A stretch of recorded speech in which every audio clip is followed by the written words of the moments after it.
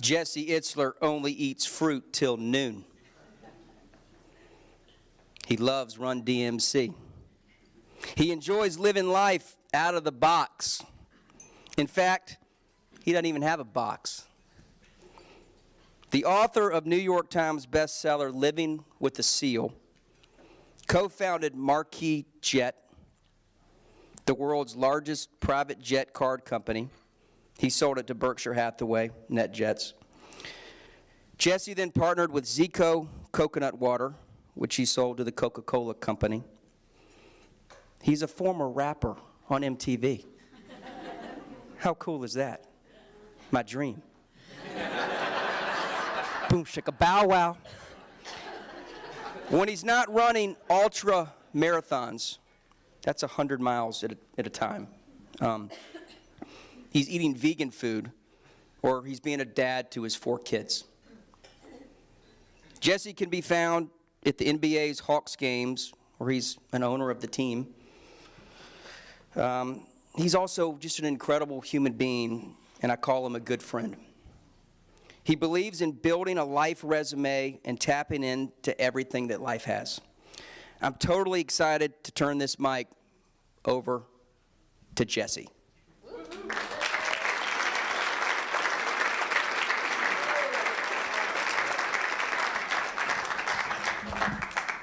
Hello, hello. What an introduction. Rapper. But no, I can see it. If all else fails, man, if all else fails. This real estate thing doesn't work out for you. Give me this. That was an amazing introduction. I hate introductions. I got shell-shocked at an introduction in 1991, and I'm still not over it. Right after college, I was signed to a record label called Delicious Vinyl. And Delicious Vinyl had 2 huge acts at the time. One was a guy named Tone Loc, not to date myself. Anyone remember Tone Loc? The other was a guy named Young MC who won a Grammy for his song called Bust a Move. I was the next artist signed to the label. And before my album came out, I got a call from the owner of the record company who told me that they were having a concert in Atlanta at the Georgia Dome. Right here, and they were busing in 36,000 inner city kids from all over the state of Georgia for this concert that they coined the Increase the Peace concert, because they were going to have black artists and white artists come together in this community bonding event that they called Increase the Peace. The day before the concert, Vanilla Ice canceled, and they needed a white rapper. You're looking at them. They volunteer me to be the white act. So I fly in from Atlanta and I go to the Georgia Dome, and as soon as I get there, I recognize immediately like the place is unruly, like really unruly. There's fist fights going on in the crowd, and they have the house lights on to control, and the police are everywhere, and the kids are booing every single act that came on stage. They were booing them off stage. So the first guy up was LL Cool J in his prime. They boo LL Cool J off the stage. I'm sitting over here in the green room about to go on next to sing my song called Shake It Like a White Girl.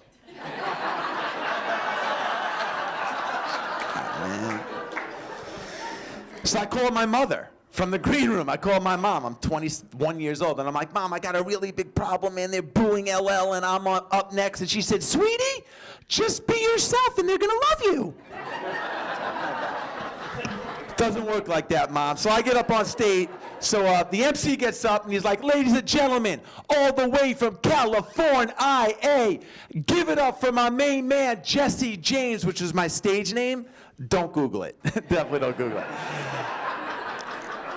So I'm about to go on. I'm sitting in the green room. I have these T-shirts that the record company gave me. I have these T-shirts, so I grab them and I come up on stage and I'm like, there's this section over here, because I'm looking at the kids in the front row and they're pissed that I'm even invited to this thing. But I got these T-shirts. So I'm like, there's this section over here, want some free T-shirts? The kids go crazy. I threw them out. You guys on my right, you want some free T-shirts? They went nuts. I threw them out. Middle section, you want some free T-shirts? They all stand up. I threw them out. I said, thank you very much. Salt and Pepper's up next. I got the fuck out of there. Shit. Never let them boo you is my first business lesson ever. I'm sorry I'm late. I live 3 miles away from here. And I had a parent of 4 kid moment. I said in my GPS, Piedmont Driving Club, and it took me almost to Alabama. There must be 2 of these things. I'm like, this doesn't really look right as I'm driving. Anyway, I want to give you guys about, I don't know how much time we have, but what? We can go for a minute? All right, cool. I'll give you about 15 minutes on my journey as an entrepreneur. It was very unconventional, but I think there'll be some nuggets that everybody can apply. Maybe become better at sales, whatever lane you're in, but I'll share some of my tricks, trade secrets. And then 15 minutes about telling a story about a Navy SEAL, a guy coined the toughest man on the planet, who came to live with my wife, myself, and my children, and the life lessons I learned from him and how I apply them to all the buckets of my life. Cool? Cool. A little bit about me. I went to American University in Washington, D.C. Anybody? You went? You come on. I graduated from there. Yes. What year? 1987. Oh, you're smarter than me. I could have got in there that year. That's good. I've never met anyone, actually, that went to American. Well, good. We're alumni partners. Well, the tuition at American University today is $40,000 a year.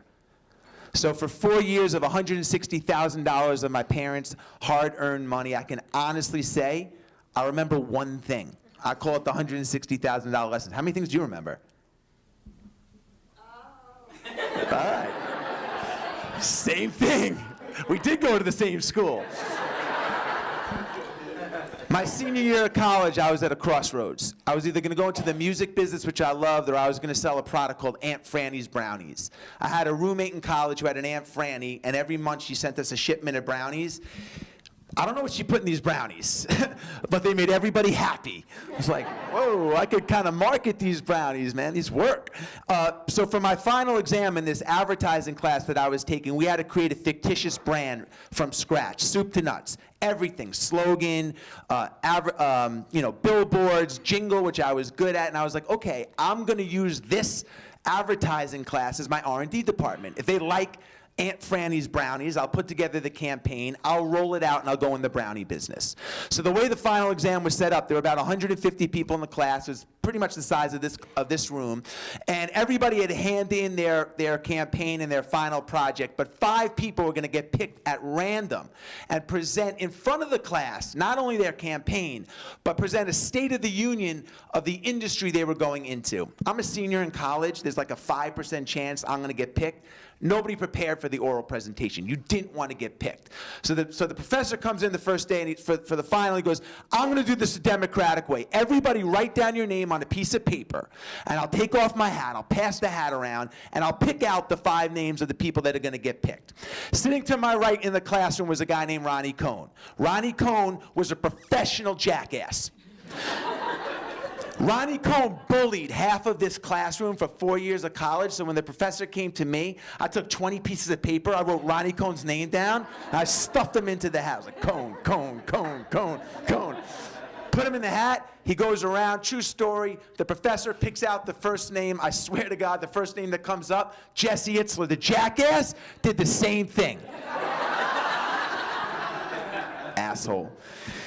So I get up there to pitch Aunt Franny's Brownies, and 30 seconds into my pitch for $160,000 of my parents' hard-earned money, our parents' hard-earned money, the professor says, stop.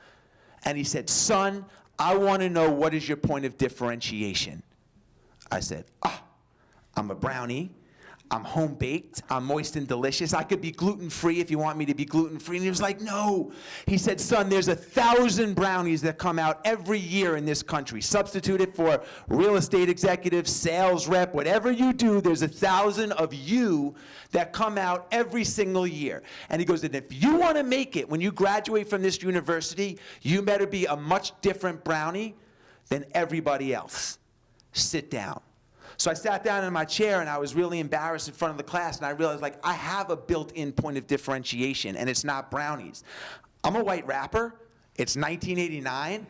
There are no other white rappers. Like, I'm going to go into the music business. Duh. So I had this, at that point in my life, I'd never been in a studio. I don't play an instrument. I had no connections. I'm not a great singer. In fact, the only way that I could really make a demo at that time was to take an instrumental, the music portion of a CD, and put it in the CD player, go over to my answering machine while the music was playing and hit record. and leave a little rap. And that was my demo. And I sent that demo to every record label and got no responses. So I rejigged of course I didn't. So I rejigged my calendar senior year. So I had no classes on Friday. Every Friday I would take a Greyhound bus from Washington, D.C. to New York City, and I would sit in the lobby of a different record company every Friday and hand out this cassette that I made on my answering machine to anyone that walked out, and got no responses. So I realized with no connections, no money, the only way that I could ever kind of get discovered was to drive traffic to my answering machine. So I started calling up every record executive that I could find their number and leaving my dorm room number on their answering machine and hanging up, hoping someone would call my machine. Well, one day I did get a call. I got a call from a producer.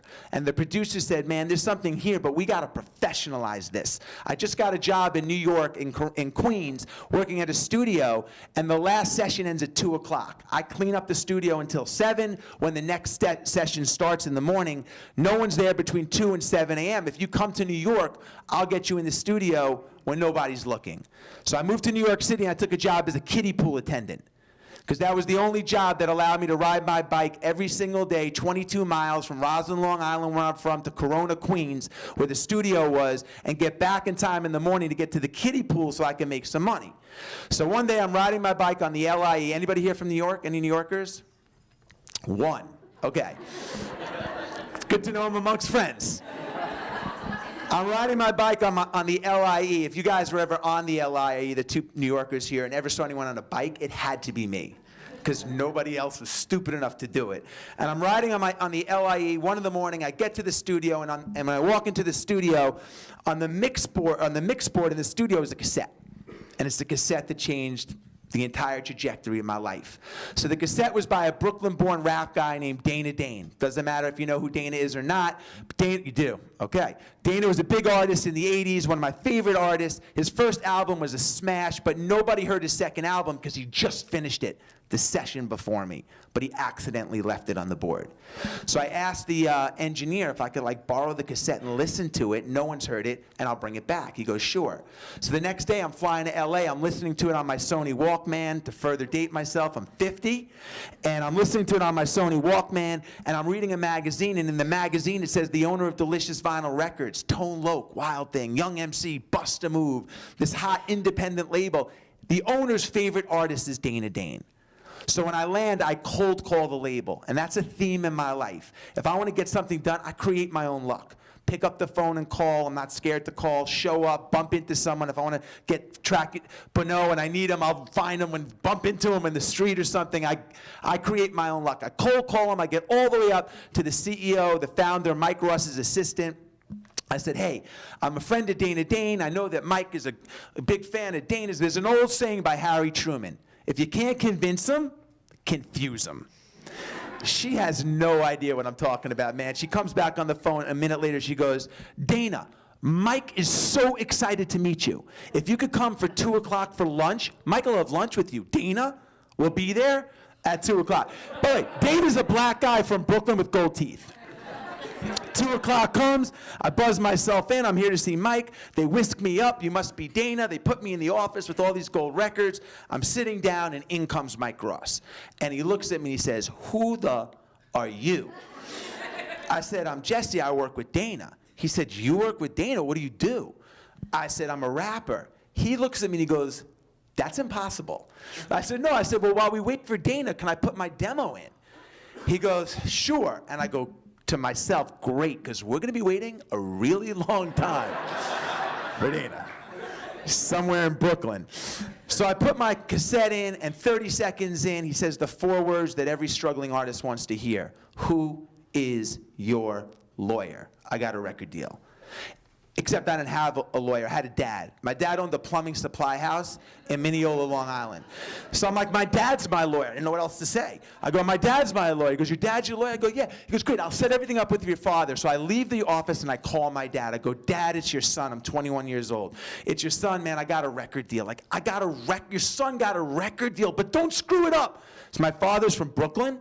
And he could be like, take advantage of my son, I'm going to fly out to California. I said, all I want you to do is when they call you is say, please fax all the documents to my assistant. And my father goes, I don't have an assistant. And I'm like, yes, you do, Mom. So they faxed all the documents to my mother, and I signed them sight unseen. Boom, big mistake. But then I made a bigger mistake. I took my foot off the gas pedal.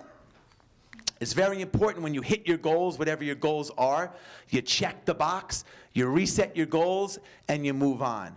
I didn't do that. That was my only goal, get a record deal. So I took my foot off the gas pedal. I don't get picked up for a second album. I get thrown off the label. I moved back to New York City with 2 things on my resume: kiddie pool attendant, rapper. It's not going to get you here to talk to this group. But my wife always says you find your true purpose at the intersection of these 3 things: what it is you love to do, what you're good at, and providing something positive to the world. If you figure out what it is you love to do and you do it, you become really good at it, and you're offering some kind of product or service to the world, you've really found your purpose. I love music, I love sports, so I decided to marry those 2 things. And I wrote a theme song for the New York Knicks. It was called Go New York Go. The Knicks paid me, I was 22 years old. The Knicks paid me $4,000 for the song. By the time I paid the studio, engineer, lawyer I now had, drummer, singer, all the talent, it cost me $4,800 to do the song. That's not a great business model. But the Knicks got hot. And the song became the #1 most requested song on New York radio. And every team that came into Madison Square Garden was like, why don't we have a theme song like that? And I realized at that moment, that's my brownie. That's my brownie. Everybody else is trying to get their songs on radio or in Tower Records, but no one's doing theme songs for professional sports teams. So I started writing theme songs for professional sports teams, and I sold that company to a public company called SFX. The owner of SFX had a timeshare on a private jet, and he invited me and my partner and myself on his private plane as guests. And when I walked onto the plane at 20-something years old, it was like that scene in The Wizard of Oz when everything goes from black and white to color. I was like, people fly like this? What? And I turned to my partner, I'm like, I want to fly like this. He's like, me too. I'm like, let's start a private jet company. And he was like, definitely. And by the time we landed, like, we're going to start a private jet company, except we had no private planes. We had no planes. We had no money. We didn't know anyone rich. But we had an idea. And our idea was very simple. What if we could offer people all the benefits of flying privately? Planes available on short notice. You don't have to take off your shoes, go wherever you want. You know, super easy, available like immediately with none of the hassles. You don't have to worry about the pilots, maintenance, scheduling. We'll do all that. And what if it worked in a very simple model, like a debit card? You prepay for 25 hours, you fly 2 hours, you have 23 hours left. We called that idea Marquis Jet. Super simple, except we had no planes. So we took a meeting with the 800-pound gorilla, NetJet. 650 planes in the fleet, owned by Warren Buffett, multi-billion-dollar company. And we pitched this idea in a PowerPoint called Marquis Jet. And 12 minutes into the meeting, Rich Santulli, the CEO of the company, said, stop. He said, guys, this meeting is over, and threw us out. And this was a direct quote. He said, if you think, and it really pissed me off when he said this, he goes, if you think I'm giving 2 kids that probably didn't break 1,000 on their SATs, I got a 980. I've convinced myself I've broken 1,000. He goes, there is no way that's happening, and he threw us out of the meeting. So we go out of the meeting dejected because our amazing idea is now down the tubes, and the president comes running up and grabs me, and he goes, that was unbelievable. Unbelievable. We got thrown out in 12 minutes. He goes, Rich Santulli, he doesn't give anybody 12 minutes. Come back, there's something here, I'm going to get you another meeting, but you got to bring it to life and repitch it. We realized we could never sell this thing with a PowerPoint. Santulli, your customers, they see thousands of PowerPoints or pitches or whatever it is. We had to bring it, we had to be a brownie. We had to do it differently. We had to shake it up. So we brought in our own focus group. We set up a table right here next to their boardroom table, and one by one, 8 people came in. Carl Banks from the New York Giants, Run from Run DMC, a powerful female real estate mogul from New York, and they stood up. And they just said, we would never buy a fraction what NetJets was selling, but we would buy a 25-hour jet card if it was available. Santulli said at the end of the meeting, you know what, if you guys put up your own money or raise some money, I'll give you a shot. A year later, we were bigger than NetJets. We did $5 billion in sales, and we sold the company to Warren Buffett. Yeah. The first thing you have to do in business when you start out is build, as an agent, as a rep, whatever you're doing, you have to build credibility. You have to build credibility. And the way that we had to build credibility was to sign up people that were reputable. Because if I was going to pitch this young lady and say, you want to buy time on my airplane, she'd be like, well, who flies with you? If I said my father, my next door neighbor, what's that? But if I was like LeBron James, Bill Clinton, Oprah Winfrey, she'd be like, whoa, they must have vetted this. Like, this shit is real. So my job was, I was in charge of the entertainment vertical. So one day, I was in a cab, I lived in New York City. I only wore shorts until I was 35 years old. So I'm in shorts in a taxi cab going to our office, which was the size of this table at Marquis Jet. I get a ding on my device.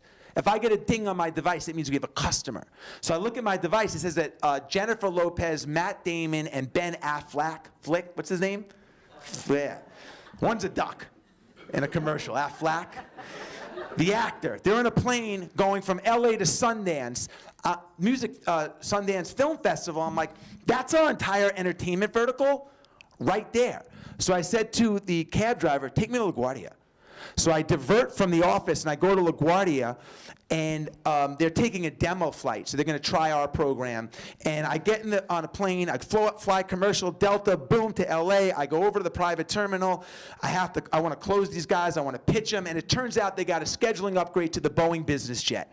The Boeing business jet's like Air Force One. It's a $55 million airplane with a bed. It is ridiculous. So I go out, I see Jennifer Lopez, I pull out my card, I said, Miss Lopez, I'm Jesse Itzler, I'm the co-founder of Marquis Jet. We got you this amazing upgrade today, sort of. I mean, kind of was lucky, it was a scheduling upgrade. I just want to introduce myself. And she looks at me, and she goes, how old are you?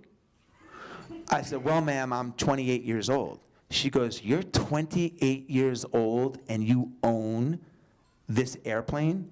Warren Buffett owns the airplane. So I looked at her dead in the eye and I said, yes, I do. She comes a little closer. She goes, how many of these airplanes do you have in the fleet?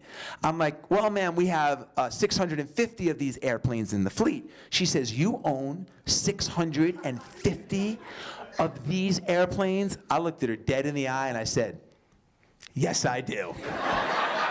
I said, in fact, I'm just going with you. I'm just going to Sundance too. I'm going to watch some of the films. I'm going to fly with the crew. If you guys need anything, let me know. We get up to 41,000 feet. I get out. I want to pitch him on the program. I start talking to Matt Damon, and Matt says to me, you seem like a pretty cool guy. If you're not doing anything tonight, and I'm like, doing anything tonight? I don't even have a hotel room. He's like, we're having this release of our new Project Greenlight. It's going to be an intimate affair, and we'd love for you to come by if you want to come by. We could talk about the plane there. I'm like, cool, I'll do that. So we land. They get in their limos and go. I hail a taxi, and I start looking for a hotel room. I find one 30 miles away.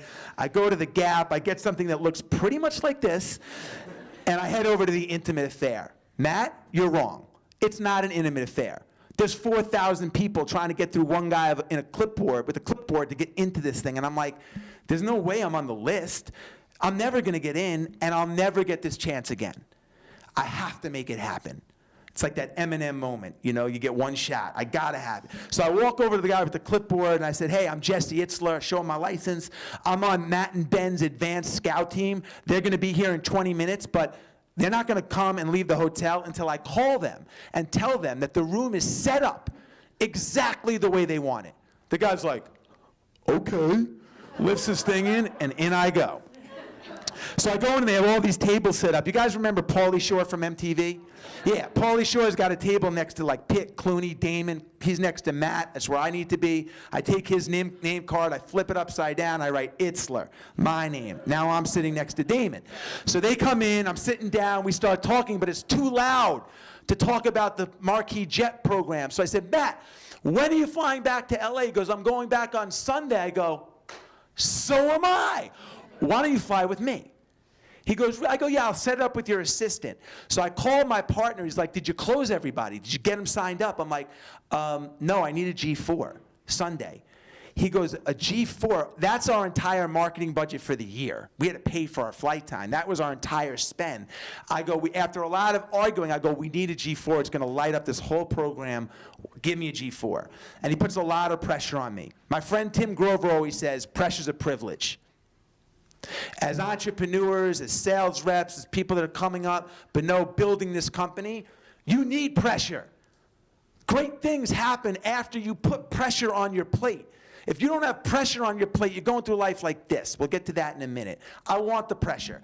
So with the guilt, with the pressure, we put the G4 on, and by the time we landed, signed them up, that was the start of a company that built credibility, that did $5 billion in sales. During my journey at Marquis Jet, I wanted to raise money for charity, but I didn't want to have a golf outing. Everybody was having a golf outing. I decided I wanted to be a brownie and do it differently. So I decided I was going to run 100 miles nonstop in under 24 hours. I signed up for the USA Ultra Marathon Championship. I went from my couch to the USA National Championship because all you had to do is register for $60, and it gave myself 90 days to train. And during the course of my training, I did a lot of research on hydration and nutrition. I finished, by the way, in 22 hours and 50 minutes. It put me in a wheelchair for 4 days, but I finished. And when I was doing my research on hydration and nutrition, I realized everything pointed to coconut water. Because I was asking myself, how much do you have to drink? How many calories do you have to take in? How much do you have to consume in every hour so you don't bonk? And everything pointed to coconut water. I became the human guinea pig for coconut water. And when I finished this race, I was like, this is going to be the next big thing in beverage. So I spent a year traveling the globe trying to figure out how to import coconut water. And I realized that Santulli was right. I got a 980 on my SAT. I couldn't figure that shit out. Like that, man. It's like, no, figure that out. But I knew I could market it. So I partnered with a company called Zico that was doing $3 million in sales, and 2 years later we sold that company to Coca-Cola. My wife is an entrepreneur. She owns Spanx, a couple of miles from here. We live in Atlanta, 4 kids. We're part of the Atlanta Hawks ownership group, and my business career went full circle back to music about a year ago when I was at a dinner party, and the host, this is a great exercise to do for you guys, the host of the party asked everyone to go around the table and name 3 people that were living that they would want to have dinner with. Who would you want to have dinner with? And we got all the regulars, Oprah and, Michelle Obama and Zuckerberg and Buffett. But when it came to me, all 3 of mine were rappers. And the reason was I wanted to meet the guys that changed my life as a 14-year-old kid growing up in New York, and I wanted to thank them. I wanted to ask them how they wrote their songs and how they stayed relevant. So after the meal, I invited my 10 most influential artists in my life to come to my house for dinner. I knew 2 of them, and they all came. People are like, well, how'd you get them? How'd you get them? I asked them. That's the way the world works. You put yourself out there and you ask people. You create the luck. You make it happen. You bump into people. And after the dinner, I realized that their journey in music was similar to mine as an entrepreneur in these ways. 1, these guys, when they started out, they had no prior experience in music. And for a lot of people, not having experience is the greatest deterrent. It crushes dreams, right? Like I always wanted to open a restaurant, but I don't know how to market that. I'm scared, and what if nobody comes, and this kind of thing. But for me, not having experience was the greatest blessing because it guaranteed that everything that I've done in my life, whether it worked or not, would have a different result than everybody else. It guaranteed that I would be a brownie. I always tell my staff, I always tell my employees, if nobody taught you how to do your job, how would you do it? If you ripped up the real estate book like he did, how would you do it? How would you change the game? How would you sell it? How would you approach people? How would you retain your customers? How would you follow up after the sale so you get more referrals? If no one taught you how to do it, how would you do it? Not the playbook. The second thing is that these guys were so young, they had no time to be scared. And once you get over the fear of being embarrassed, it's the most liberating gift you can give yourself. Now, I don't like to be embarrassed. Nobody in here likes to be embarrassed, but I'm not scared of it. But it wasn't always like that for me. When I was a kid growing up, when I was in college, I liked this girl. We were in the same class together with 400 people. She didn't even know I existed. But for 6 months, I had a full-blown relationship with her in my head. I loved her. She didn't know I was even in the class. Because our relationship was going so well, I decided to invite her to my senior formal. But I was so scared that she would say no. I was so scared of the rejection. I asked my roommate. I had to have my roommate call her up and say he was me. I couldn't even call her. Fast forward 20 years later. I like this girl. She's the founder of Spanx. I want to get on her radar screen. I'm about to run that 100-mile race that I just told you guys about. I got to get on her radar. I got to meet. So I call up her assistant. I said, Lisa, this is Jesse Itzler. I'm about to run this 100-mile race, and I will run the entire 100 miles in Spanx, women's underwear, for a testimonial or a donation from Sarah. She puts me on hold. She goes, Sarah, some lunatic is on the phone. He said he wants to run 100 miles in Spanx. Sarah says, I think I know that lunatic. A year later, she married the lunatic. 4 kids. So, yeah. So what happened? What happened between this guy that was so scared he couldn't even pick up the phone and call the girl to this guy that's like, man, I don't care. I'll run in underwear. Well, in between those two extremes was a whole lot of self-doubt. Self-doubt is the #1 enemy to success. So if we could all beat up our own self-doubt, we'd all be more successful in every bucket of our lives. How in the world do you do it? That's what I want to talk to you guys about today. So a couple of years ago, I'm running this race. It's a relay race. It's a 24-hour race in San Diego. Here's the format of the race. I did it with 5 friends. It's a relay. You run a mile, you run a mile, you run a mile, I run a mile, whatever team runs the most amount of miles in 24 hours wins the race. I'm with 5 friends. Sitting to my left is the guy that has nobody to relay with. He's his own relay team. He has no friends. 285-pound African-American guy, jacked up, sitting in a chair, just looking pissed, ready for the race. I'm with 5 friends. The race is unsupported. They provide nothing. It's on a dirt, 1-mile, unlit parking lot in San Diego. They don't even provide water. You have to bring all your own supplies. I just sold my company to Warren Buffett. I way overdid my supply. I had a Whole Foods truck pull up. I had a tent, man. I had 4 masseuses, like... What? This guy? 3 items. A fold-up chair, a bottle of water, and a box of crackers. That's it, 285 pounds. I'm thinking to myself, how in the world is a guy that weighs 285 going to run 100 miles or 24 hours with crackers and water with that much weight? And sure enough, at mile 70 miles in, because of his weight, he broke every single bone in both of his feet. He crushed them. And because he only had crackers and water and he taxed his body, he had kidney failure and he was peeing blood down his leg. And I'm like, man, we got to get this guy to a medic. Immediately, airlift this guy, Mr. Race Director, to a hospital immediately. What does he do? He gets duct tape. He duct tapes his feet, picks himself out of the chair, runs another 30 miles to get to his goal, and then runs 1 more in case they miscounted. I gotta meet him. I gotta meet him because whatever secret sauce this guy has, whatever got him out of the chair, there wasn't even an award. He don't get a ribbon, nothing for finishing this race. Whatever got him out of the chair, if I could teach that to my kids, to my employees, if I could learn that and apply that drive to everything that I do, whoa. So I Google him. I learned he's a Navy SEAL. Crazy backstory. I'll give you 2 minutes on him. Black guy, grew up in Brazil, Indiana, 20 miles from the Klan, so he got ridiculed and beaten up, bullied, loses his self-esteem, balloons up to 300 pounds, joins the military, drops out, becomes an exterminator, decides he hates the direction of his life, he has to make a change, decides he wants to become a Navy SEAL, loses 100 pounds to join the SEAL program, loses some friends in a helicopter crash, decides he wants to be a brownie and raise money for the kids of the fallen soldiers. So he Googles the 10 hardest things in the world to do and becomes one of the best endurance athletes on the planet. He breaks the Guinness Book of World Records for most pull-ups in a day, does like 4,030 in 18 hours. He goes from this guy that I saw at the race to this guy. He's engaged. Sorry, ladies. I gotta meet him. So I cold call him. I pick up the phone. He goes, I'll give you 20 minutes if you come tomorrow. I fly out from New York, where I was living, to San Diego for a lunch meeting. We're sitting in the lunch meeting, and 5 minutes into the lunch meeting, I realize I'm never getting the secret sauce in a meeting. I'm never going to get this, whatever he has, whatever makes this guy tick, in 15 minutes. And I looked at him, and I said, would you come live with me and my family for 30 days? That guy. And he looks at me, and I apologize for the language. I know we're in the South, but I'm going to tell you exactly what he said.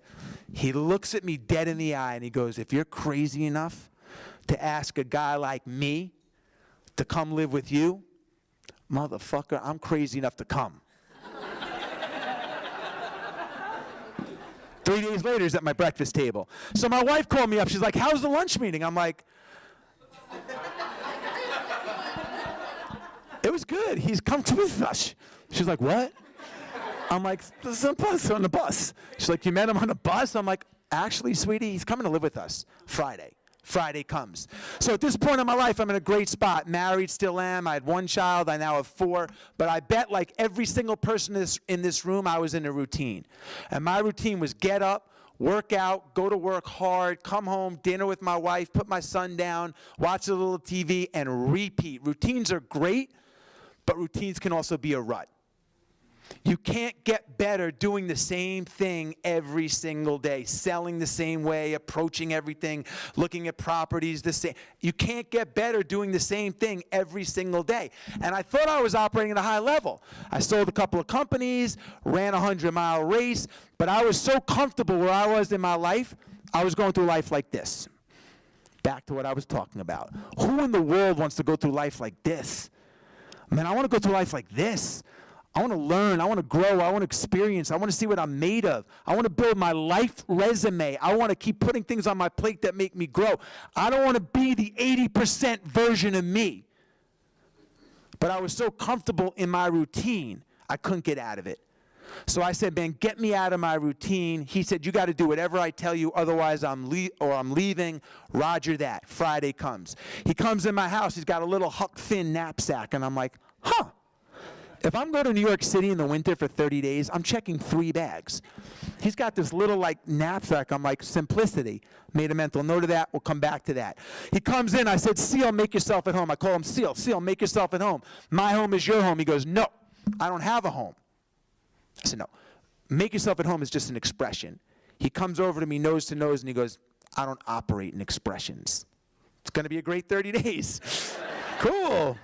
No more expressions. He goes, in fact, I want to see how strong you are so we can map out the month. So we go up to down to the gym to the pull-up bar. He says, let me see how many pull-ups you can do. I get on the bar and I get 8 pull-ups. It's a lie. I got like 6. Exaggeration. I get like 6 pull-ups. He goes, I wait 30 seconds, do it again. I wait 30 seconds, boom, do it like 3 or 4. He goes, wait 30 seconds, drop down, do it again. I get up, I get maybe like 1 or 2, I drop down, he goes, wait 30 seconds, I want you to do it again. I get up on the bar, I maybe get 1 pull-up, and I drop down, I go, okay, I'm done. I could definitely not do anymore. I said, what's next? He said, what's next is we're not leaving until you do 100 more. Maybe in Navy SEAL land that's possible, but in my apartment, that's impossible. I go, there's no way I can do it. And he said, you know what? I already know what your biggest problem is, what our biggest problem is, and that is the limitations that we put on ourselves are self-imposed. The limitations that we put on ourselves are self-imposed. I'm going to prove it to you right now. Get on the bar and give me a pull-up. So I do a pull-up and I drop down. He goes, I want you to wait and do it again when you're ready. And I did it again and did it again, and an hour and a half later, I did all 100. And I said to myself in that moment, if I'm under-indexing by 100 pull-ups, if I'm leaving 100 pull-ups on the table, what are the areas of my life am I under-indexing in? Like if my sales quota at Marquis Jet is 20 jet cards, X properties, whatever it is. If mine was 20 jet cards, is that because I know I can get 20? It might take a little effort, but I'm going to get to 20. Or should I be like, man, put me down for 40. Force me to have difficulty and get creative and figure out how I'm going to get to 40. Who is putting the limits on who? So he had a rule called the 40% rule. And the 40% rule is when your brain says you're done, you're only at 40%. When your brain says you're done, you're only at 40%, because it's a scientific fact. The way our brains are wired, the first time we experience pain or discomfort on any level, I'm not talking about physical. I couldn't even call a girl. Our brain, as a defense mechanism, sends a signal to our shoulder, taps it and says stop. It doesn't want us to be embarrassed, humiliated. It's stop. When you ignore this, you can't get the property. You can't do it. Someone else is there. When you ignore it and you keep going, that's the difference between heroic success, a good year, and an amazing year. An agency or an empire. It's to break through what you don't want to do and to keep going. He told me every day we had to do something that sucked. We had to get comfortable being uncomfortable. And one day I was living in Connecticut on the weekends. It was a blizzard, and we went down to the water on the lake after a run. He took a boulder and cracked it in the ice, and he went like this, and he jumped in the water. And then he went like this. And I jumped in the water. And when I jumped in the water, I couldn't breathe. And when I could finally breathe and put my shoulders down, I said, I got to get out. And he goes, you can't get out. If you get out, your skin is going to stick to the ice like the kid in Christmas Story. Huh? So he put my hands in my shoes and put my socks on and picked me up and said, don't touch the water, and said, man, we have about 2 minutes. You're going to get hypothermia, because we had just ran. So I started running up an 80-yard hill towards my house, and as I'm running up in my underwear with my shoes on my hands, I see my wife looking out of the window. Not good. So I'd rather deal with him pissed off than her pissed off, to be honest. And we come in, and she moves me to the side, and she goes, SEAL, what's the medical benefit of jumping into a frozen lake? And he goes, there is no medical benefit. It's a mental benefit. I want to see how far your husband's willing to go to get to his goals. Man, 2019, here we are. How far are you willing to go? What do you want to sacrifice to get to your goals? You can call it grit, resilience, persistence, mental toughness. Let's call it grit. Grit is the anti-self-doubt. Grit, all research shows, is the #1 indicator of future success. So if we could all add a little bit more grit into our lives, we'd all be more successful. Now, obviously, we're not going to hire a Navy SEAL to come live with us, but you don't have to. There's a famous quote that I love. How you do anything is how you do everything. How you do anything is how you do everything. It's the little things that you do, the little decisions that you make every single day that create an environment in your head of what it is you're becoming. It's very simple, and they happen all the time. We're faced with them all the time, those little decisions. Let me give you an example. The other day, I'm spraying my son down outside with the hose, and I'm spraying it. It's cold, and my wife's like, dinner's ready? And I drop the hose, and I'm like, I'll pick up the hose. I'll clean that up tomorrow. It's just a hose. And I start going inside. And then I'm like, no, it's not. That's not just a hose. That's an indication of what I'm becoming. Lazy. It's okay to not finish what you start. Someone else will pick up the hose for you. I'm putting things off till tomorrow. That's not just a hose. It's those little things, as small as it seems, that determine what you are. Are you a finisher, a quitter, an animal? What are you? It's the little things. How you do anything is how you do everything. So I wrote a book about our journey. It's called Living with the SEAL. I'll have Beno, I'll get you guys all a copy of the book. Whether you read it or not, that's up to you. But let me give you a couple of quick takeaways, and we can call it a day, or we can answer some questions. So the first thing is, when SEAL came into my life, he was super disciplined. We're all super disciplined. I bet we wouldn't be here, but I bet everybody here struggles with discipline in 1 or 2 areas of their lives. We all do. So when he left, I decided to write a contract with myself. Does anybody here have a personal mission statement? 1 person, 2 people. Cool. The first thing every business in the world does is they create a mission statement, because it gives them permission to say no and allows the things that they want to do that move the needle in their life forward. We'll talk about a personal mission statement if you want in a second, but I wrote a contract with myself. You want to change your life? Write your non-negotiables on a piece of paper and look at them every day. And I just want to share the last 2 words with you of my personal contract with myself. The last 2 words of my contract with myself will change your life, and those words are, remember tomorrow. Remember tomorrow. When you have a split-second decision you have to make this year,